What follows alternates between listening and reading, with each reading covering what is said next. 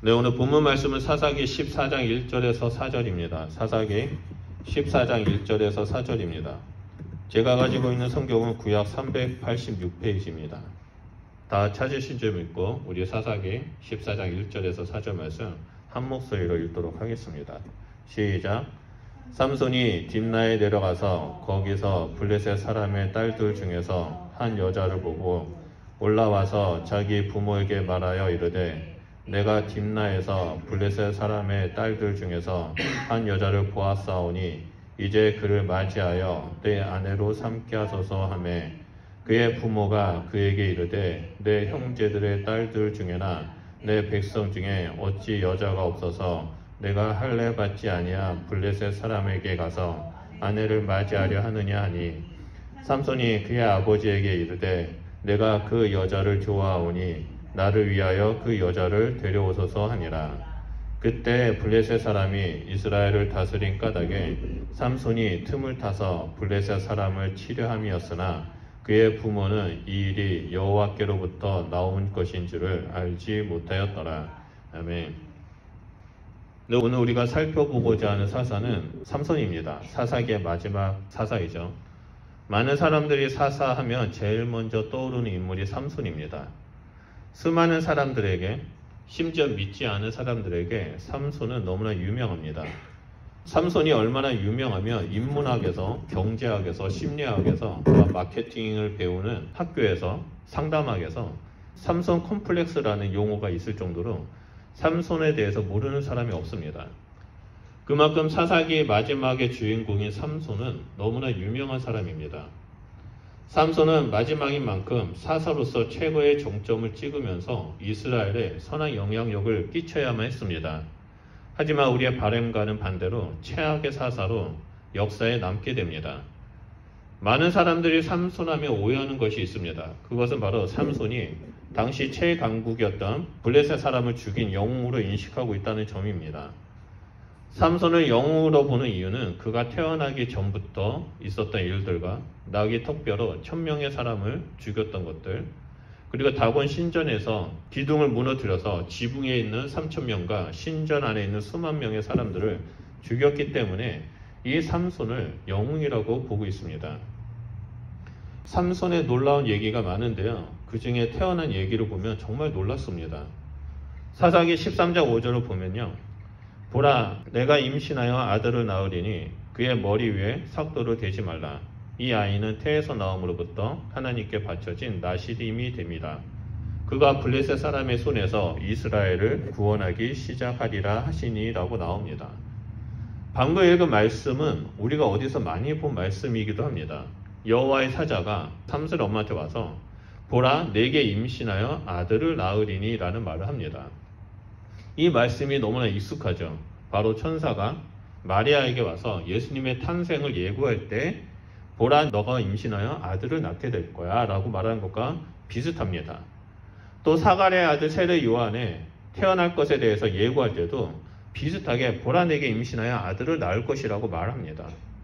성경에서 아들을 임신하여 태어날 것이고 그는 이런 일을 할 거야 라고 예고한 인물은 단 3명입니다. 삼손, 세례 요한, 예수님 딱 3분입니다. 정말 놀랍지 않습니까? 태어나기 전부터 그 사명을 밝히고 부모에게 태어날 거라고 말하고 너의 자녀는 이렇게 될 거야 라고 말하는 분이 바로 삼손, 세례 요한, 예수님 딱 3명이라는 겁니다. 삼손은 태어나기 전부터 하나님으로부터 사명을 받은 자였습니다. 세상이 창조된 이후로 그 누구도 삼손처럼 강력한 힘을 가진 자가 없었습니다. 또한 삼손은 여호와의 신앙으로 똘똘 뭉친 신실한 가정에서 태어났습니다. 잉태되기 전부터 예고가 되었고 아이로 태어나 성인으로 자랄 때까지 삼손은 여호와의 신앙 안에서 무한한 가능성을 가지며 자라났습니다. 그런데 삼손의 삶을 보면 안타깝게도 우리에게 신앙의 본을 보여주지 못하고 있습니다. 그는 나시린으로서 하나님의 거룩한 종으로서 세워졌지만 뒷골목의 불량배처럼 살았습니다. 하나님을 의지하지 않고 자신의 힘을 의지하면서 살았습니다. 나시린으로서 거룩함을 지키며 자신의 신체 어느 부분도 머리카락 한 올도 손을 대서는 안 되지만 그는 두 눈이 뽑히고 초라하게 살다가 나중에 블레셋 사람들에게 복수를 하면서 자신의 삶을 마감했습니다. 우리가 어렸을 때 주일학교에서 그리고 교회에서 삼손의 위대한 사사기의 영웅기를 듣고 우리가 배워왔습니다. 하지만 이 삼손의 삶을 연구하고 천천히 뜯어보면 그는 하나님의 사람으로 살지 못했음을 볼 수 있습니다. 그래서 요즘 시대에는 이 삼손에 대한 평가가 다시 이루어지고 있습니다. 그러면서 이 삼손의 모습을 보면서 우리의 삶, 우리의 신앙에 경각심을 가져야 된다라고 많은 학자들이 말하고 있습니다. 우리는 똑같은 말씀을 읽습니다.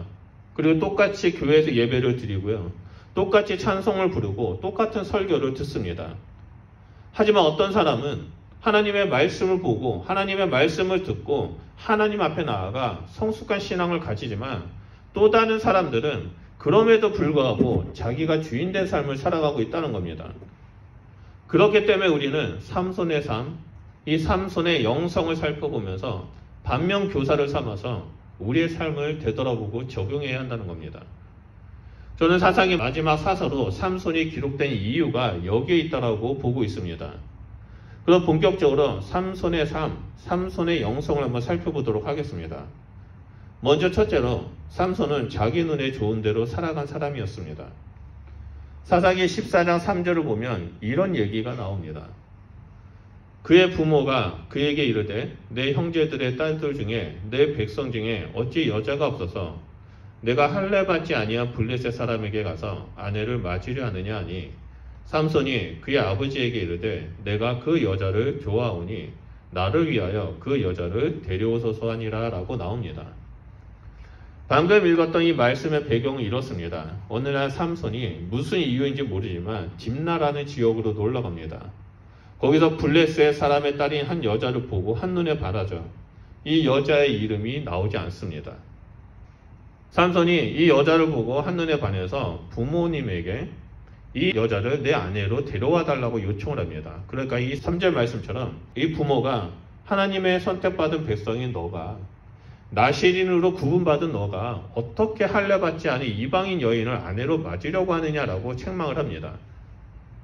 삼손의 부모님은 하나님의 말씀에 따라 삼손에게 신앙적 교훈을 나눠주고 있죠. 하지만 이러한 부모님의 말씀을 듣지 않습니다.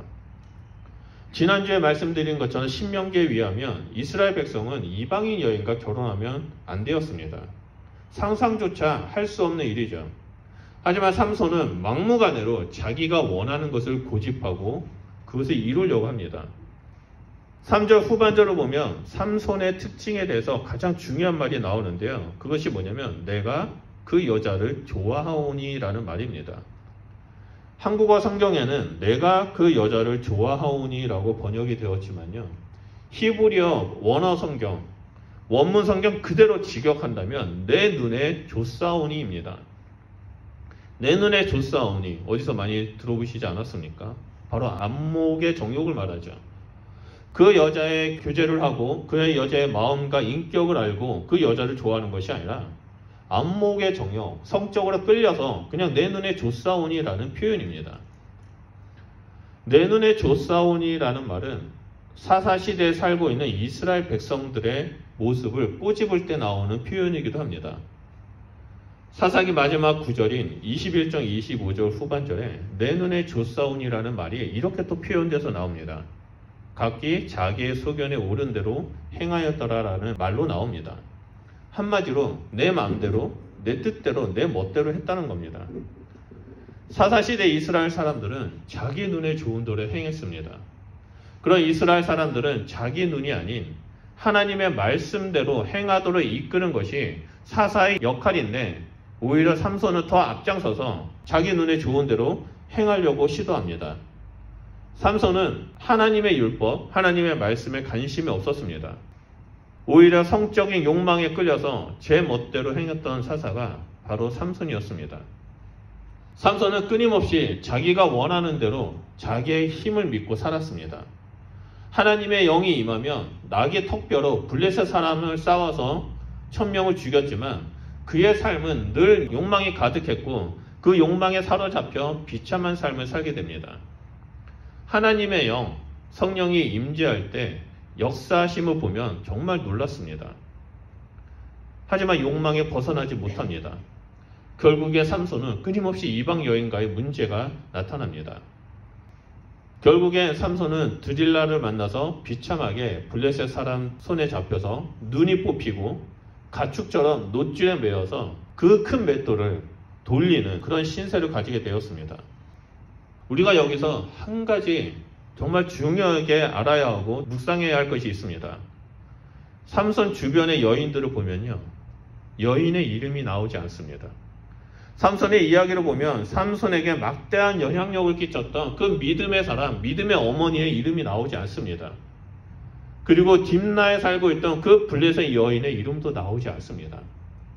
삼손이 만났던 그 여자들의 이름 중에 엄마의 이름도 나오지 않고 다른 사람의 이름이 나오지 않는데 오직 한 사람, 드릴라 이름만 나옵니다. 그렇다면 왜 저자는 다른 여인의 이름을 기록하지 않고 심지어 신앙의 유산을 남겨주려고 했던 그 엄마의 이름도 남기지 않고 오직 드릴라의 이름만 기록했을까요? 삼손을 비참하게 그 눈을 뽑게 만들었던 인물이었기 때문에 그 여자의 이름만 남겼을까요? 그건 아니라고 봅니다. 우리가 이 부분을 알고 묵상한다면 하나님께서 우리가 어떻게 살기를 원하시는지를 우리는 볼 수 있게 됩니다. 먼저 드릴라의 이름의 뜻은 밤이라는 이름을 가지고 있습니다. 그러면 삼손의 이름의 뜻은 무엇일까요? 바로 태양입니다. 하나님은 삼손을 태양이라는 이름을 주셔서 이스라엘의 태양이 되어 빛으로 그 어둠을 비추면서 이스라엘을 하나님의 품으로 이끌기를 원했습니다. 근데 삼손은 욕망에 사로잡혀서 밤의 여인의 품속에서 갇혀버리게 됩니다. 태양이 밤의 품속에서 갇혀버린 거죠. 강렬한 빛을 가져야 할 그 태양이 밤에 갇힌 이유는 단 하나입니다. 그것은 바로 자기 눈에 좋은 대로 판단하고 행동했기 때문입니다. 우리 모두는 예수 그리스도를 믿음으로 말미암아 이 땅에 예수 그리스도의 빛을 비추는 자가 되었습니다. 그때 우리는 내 눈이 보기에 좋은 대로 내가 생각한 대로 내가 판단하고 결정하며 행동할 경우 결국 우리 역시 삼손처럼 밤에 사로잡히게 된다는 것을 오늘 본문 말씀에서 우리에게 말하고 있습니다. 우리의 시선이 하나님을 향하지 않고 우리의 마음이 하나님 말씀 가운데 머물지 않는다면 우리 역시 그 빛을 잊어버리고 어둠에 잠식되어 버린다는 거죠. 밤은 결코 우리를 가만히 내버려 두지 않습니다. 어떻게든 우리를 좌절하게 만들려고 하고 보암직, 먹음직, 탐스럼직한 것을 던져주면서 우리를 유혹해서 어둠 가운데 빠지도록 우리에게 다가오고 있습니다. 그렇기 때문에 우리는 매일매일의 삶 속에서 늘 깨어 있어서 시선을 하나님 앞에 두고 말씀을 기억하면서 온전한 길을 걸어야 된다는 겁니다. 저는 오늘 함께 예배드리는 우리 성도님들이 오직 하나님만을 바라보면서 하나님 말씀 가운데 머물면서 이 땅 가운데 예수 그리스도의 빛을 비추는 자가 되기를 간절히 소원합니다. 둘째로 삼손의 영적인 부분에 대해서 살펴보도록 하겠습니다. 사사기 16장 20절 후반절을 보면요, 여호와께서 이미 자기를 떠나신 줄을 깨닫지 못하였더라 라고 나옵니다. 이 한 구절이 삼손의 영적 상태를 보여주고 있습니다. 욕망에 사로잡혀서 그 태양이 어둠의 품속에 갇혀버리니까 영적 감각이 무너지게 됩니다. 결국에 하나님이 자기를 떠난지를 깨닫지 못하게 됩니다. 삼손이 욕망에만 관심이 있고 영적인 것에 관심이 없다는 것을 보여주는 장면입니다. 그러다 보니 삼손의 삶은 자기만 있고 하나님은 없었습니다. 나신이라는 소명도 없었고 사사라는 사명도 없었습니다. 오직 자기 욕망에 사로잡혀서 자기 중심적인 삶을 살았습니다. 삼손은 블레셋 사람 손에서 이스라엘을 구원하기 위한 사명을 가졌습니다. 하지만 사사로서의 그 사명에는 관심이 없었습니다. 사사는 하나님의 영을 받아서 전쟁에 나가 이스라엘을 구원하고 하나님의 말씀대로 이스라엘을 가르치고 다스리는 자입니다. 하지만 삼손은 하나님의 영이 임했을 때마다 자신의 욕망에 이끌려서 자신을 위해서 살았던 것을 볼 수 있습니다. 하나님의 영이 임했을 때, 하나님의 영이 삼손을 움직일 때 그가 했던 것은 성적인 욕망으로 딥나의 여인을 바라보고 말씀을 어기면서 자기 아내로 데려오려고 했습니다. 그리고 또 하나님의 영이 임하니까 14장 6절에 사자를 찢어 죽입니다. 또 하나님의 영이 임하니까 14장 19절에 그 내게 졌다는 것의 억울함 때문에 옷을 뺏기 위해 무고한 아스글론 사람 30명을 쳐 죽입니다. 그리고 15장 14절에 하나님의 영이 임하니까 나귀 턱뼈로 1000명을 죽이는 일들을 행합니다. 이 모든 일들이 하나님의 뜻에 따라 이스라엘 백성을 구원하기 위해서 한 것이 아니라 모두 자기를 위해서 이 일을 했다는 겁니다. 다른 사사와 달리 삼손에게는 하나님의 영이 4번 임했습니다. 다른 사사는 단 1번 임했는데 무려 4번이나 임했습니다. 그럼에도 불구하고 삼손은 하나님의 영이 자신의 내면의 주인으로서 모시지 않았습니다. 하나님의 영이 능력으로 나타났지만 욕망을 따라갔던 그 삼손의 인격이 그대로 성경에 기록되어 있습니다. 이 상황을 신약 성경과 연결해서 본다면 갈라디아서 5장 22절 말씀이라고 볼 수 있습니다. 갈라디아서 5장 22절에서 23절을 보면 성령의 열매가 나오죠. 오직 성령의 열매는 사랑과 희락과 화평과 오래 참음과 자비와 양성과 충성과 온유와 절제니 이 같은 것을 금지할 법이 없느니라라고 우리에게 말씀하고 있습니다.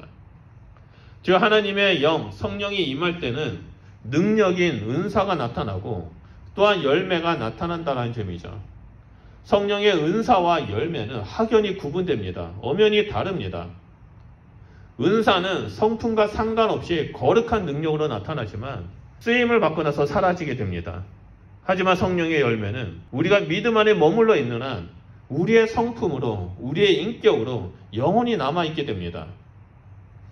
많은 사람들이 능력에는 관심이 있지만 은사에는 관심을 가지지만 열매는 소홀히 하는 것 같습니다. 그런 것처럼 삼손도 하나님의 영이 임할 때 강력한 능력, 강력한 힘에는 관심이 있었지만 그 내면에 성령의 열매를 맺는 것, 그것에 대해서는 관심이 없었습니다. 오직 욕망만 가득 찼습니다. 하나님이 주인된 삶을 살지 않으니까 결국 여호와가 떠나도 그는 알지 못하고 깨닫지 못했습니다. 여기서 우리가 정말 잊지 말아야 할 사실이 하나 있습니다. 많은 사람들이 삼손이 힘을 잃었던 이유가 머리카락을 잘랐기 때문이라고 말합니다. 하지만 성경은 분명하게 이렇게 말합니다.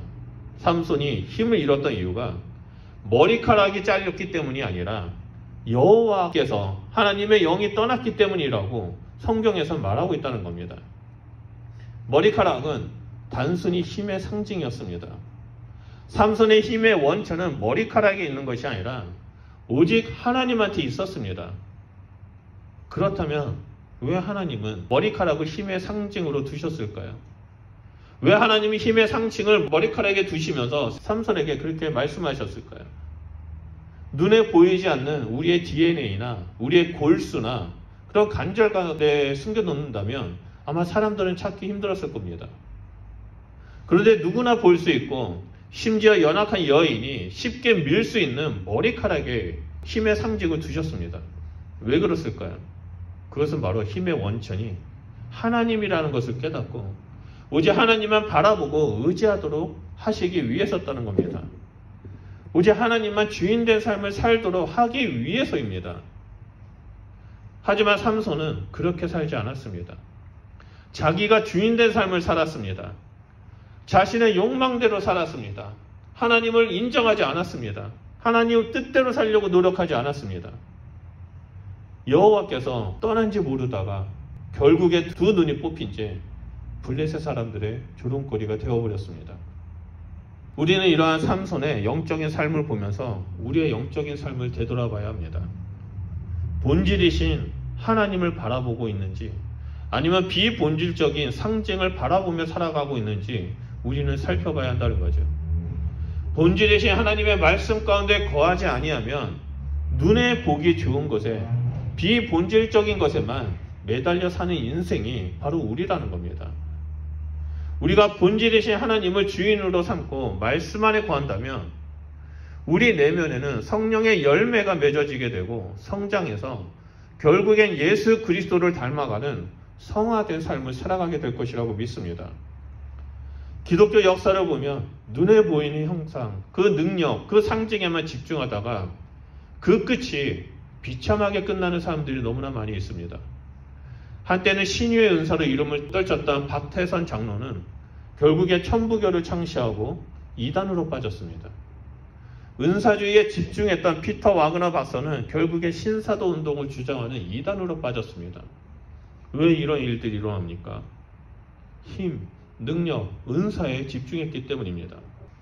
우리는 이러한 모습을 보면서 눈에 보이는 것, 현상으로 나타나는 것에 치중하는 것이 아니라 늘 우리의 원천이 되신, 우리의 근원이 되신 하나님만을 바라보며 하나님 말씀 가운데 머물러야 한다는 것을 우리는 보고 배울 수 있습니다. 마지막으로 우리가 살펴봐야 할 것은 삼손의 마지막 모습입니다. 결국 삼손은 밤의 여인 드릴라의 품에 갇혀버렸습니다.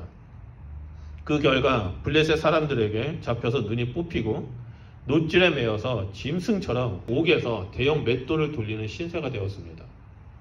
그리고 시간이 많이 지나서 16장 23절을 보면 다곤신을 섬기는 축제가 다가오자 삼손을 옥에서 끌고 나와서 공개적으로 조롱하기 시작합니다. 이때 삼손의 마지막 기도가 나오는데요. 16장 28절 말씀입니다. 삼손이 여호와께 부르짖어 이르되 주 여호와여 구하옵나니 나를 생각하옵소서. 하나님이여 구하옵나니 이번만 나를 강하게 하사 나의 두 눈을 뺀 블레셋 사람에게 원수를 단번에 갚게 하옵소서 하고 나옵니다. 방금 말씀을 그냥 읽고 보면은 삼손이 회개하고 주님 앞에 나왔구나라고 볼 수 있는데요.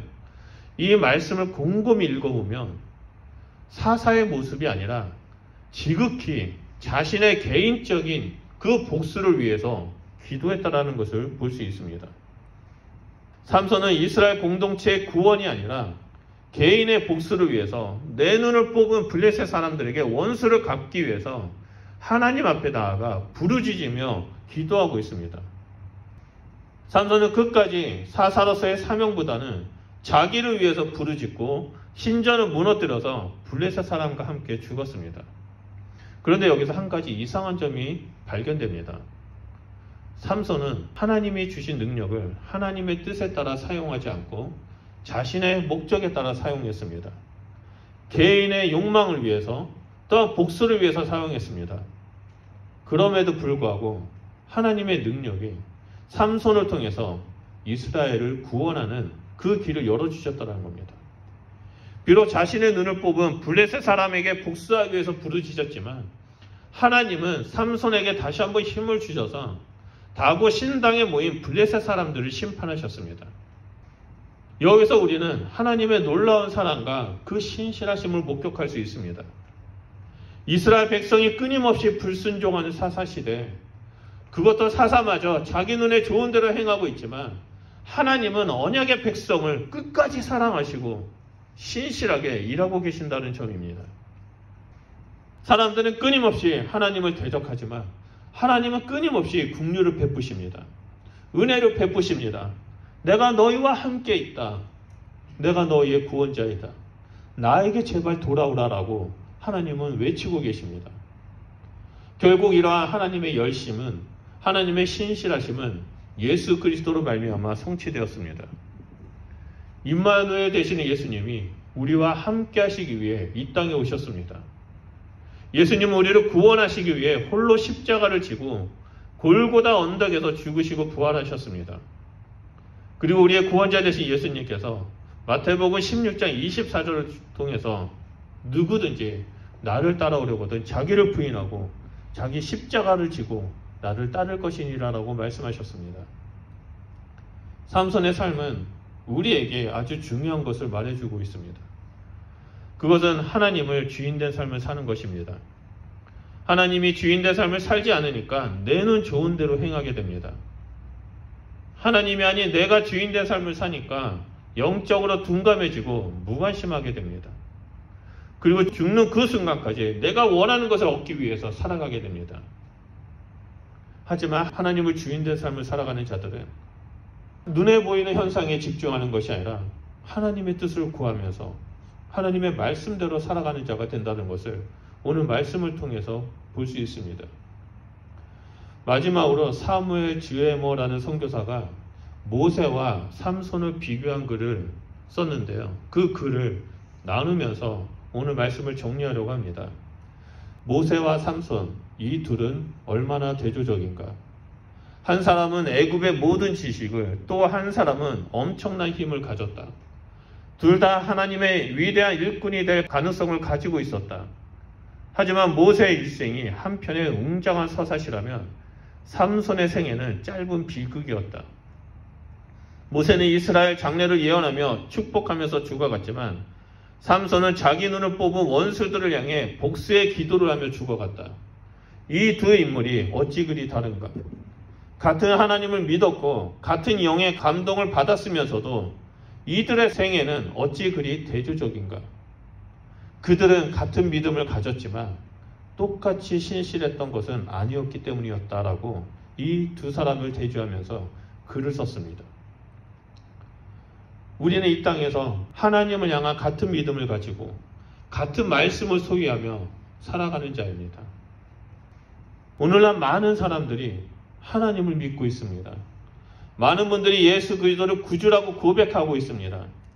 하지만 하나님 앞에서 신실하게 믿음을 행하며 살아가는 사람들은 좋은 것 같습니다.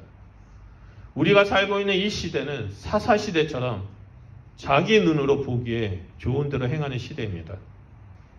이런 시대일수록 우리는 우리의 삶의 주인 되신 하나님 앞에 신실하게 반응하는 자가 되어야만 합니다. 하나님께서 신실하게 우리에게 언약을 행하시는 것처럼 우리 역시 신실하게 하나님 앞에 나아가 예배하고 그 말씀대로 살아가는 자가 되어야 된다는 것을 삼손을 통해서 우리는 배울 수 있습니다. 하나님은 성실하심으로 신실하심으로 우리에게 은혜를 베푸시고 돌보고 계십니다. 그런 하나님처럼 함께 예배드리는 우리 성도님들은 한 분도 빠짐없이 그 성실하신 하나님, 신실하신 하나님을 바라보면서 구원의 소망 가운데 나아가는 주님의 백성이 되시길 예수 그리스도의 이름으로 축원드립니다. 이 시간에 기도했으면 좋겠습니다. 우리가 이 시간에 기도할 때 하나님께서 우리 삶 가운데 신실하심으로 다가오셨고 신실하심으로 사랑을 베풀어 주셨고 신실하심으로 그 언약을 지키셔서 우리를 구원하시고 하나님 백성으로 삼아 주셨는데 하나님 내 삶 가운데 아직도 하나님 앞에 신실하심으로 나아가지 못한 것이 있다면 성령 하나님 이 시간 가운데 계시하여 주십시오. 내가 그 부분을 예수 그리스도의 십자가에 못 박고 주님 앞에 나아가겠습니다. 그리고 주님 앞에 신실한 백성이 되겠습니다. 하나님의 신실한 자녀가 되겠습니다. 예수님의 신실한 거룩한 신부가 되겠습니다라고 우리 말씀을 기억하면서 이 시간에 주여 삼창하며 기도하도록 하겠습니다. 기도하겠습니다.